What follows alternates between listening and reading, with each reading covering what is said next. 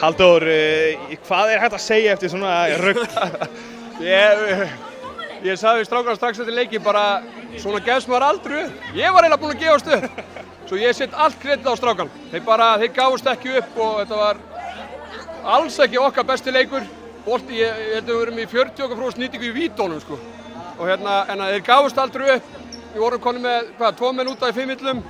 Ég tók sensi með Gaut að spila honum í snemmi í leiknum til staðinn fyrir að hvíla hann. Út af að komið 4 villur. Og það gekk ekki upp nema hann var komin út eftir 1 mínútu. Svo ég veit ekki hvað að segja, þetta var bara bilað og ég vorkenni Stjörnuna, þeir spiluðu frábæra og ég tók í höndina á þjálfaranum og ég sagði bara við hann, mér leið bara hálfilla að stela þessu, þetta var bara þjófnaður, þetta er lögreglumál. Og en strákarnir gáfust aldrei upp og ég get ekki verið stoltur af strákum og ég átti bara erfitt með mig eftir leikinn að halda tárunum minni og ég get bara ekki verið stoltur af þeim. Sko. Þetta er bara æðislegur hópur, þetta er 4. árið sem ég er með á. Og við höfum verið svo nálægt að vinna titla áður Íslandsmóti, töpum með 1 stigi fyrra á lokasekúndunum og það var bara, við áttum þetta inni.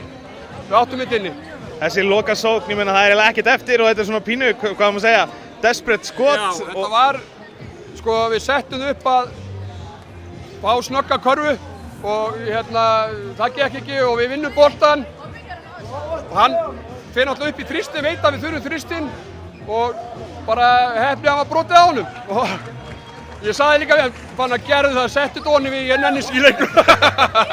En ég meina fyrir svona unga strák að setja leikinn bara undir í vítalínunni, hvað er þetta að segja um svona? Þetta er bara, hann á aldrei eftir að gleyma þessu. Þetta er hann að knúsa alla inn í stúkunni núna og þótt að hann og MVP í leiknum og klára þetta og frábær leikmaður og búinn að missa að vera að glíma með meiðsli og var tæpu fyrir leikinn. Það eiga svona innkomu bara, ég tek bara hattinn á fyrir hann er ótrúlega íþróttamaður, frábær náungi og sami alla strákana. Allir lögðu sig fram sem kom inn og ég segi, skotnýtingin okkar var ekki góð og það sem við lögðum upp kannski gekk ekki alveg strax. En þetta kennir okkur, körfubolti er bara hannig, þú verður að halda áfram. Þú verður að malla áfram, þú verður að stoppa í vörninu, þú verður að spila sókn. Þeir tímabili flengdu okkur í frákastónum og við vissum þetta myndi vera frákastastríð. Hann datt okkar megin á réttu tíma, hefur ekki orðað það þannig. Glæsilegt.